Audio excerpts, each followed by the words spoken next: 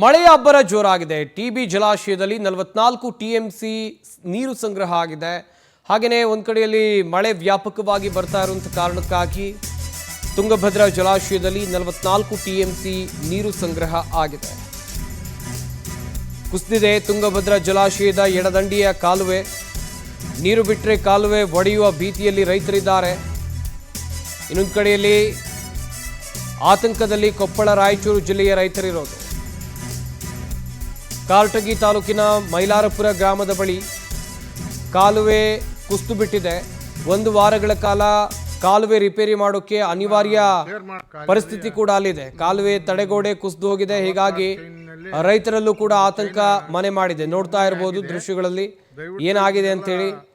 ನೀರು ಬಿಡುವ ಮುಂಚೆ ಕಾಲುವೆ ದುರಸ್ತಿಗೊಳಿಸಿ ಅಂತೇಳಿ ರೈತರು ಕೂಡ ಆಗ್ರಹವನ್ನ ಮಾಡ್ತಾ ಇದ್ದಾರೆ. ನೀರಾವರಿ ನಿಗಮದ ಅಧಿಕಾರಿಗಳ ನಿರ್ಲಕ್ಷ್ಯಕ್ಕೆ ರೈತರು ದೊಡ್ಡ ಮಟ್ಟದ ಆಕ್ರೋಶವನ್ನ ಹೊರಹಾಕಿದ್ದಾರೆ. ಎಲ್ಲರೂ ಇದನ್ನ ಶೇರ್ ಮಾಡಿ ಕಾಲೇವಿ 46 ಚೈನ್ನಲ್ಲಿ ಒಂದು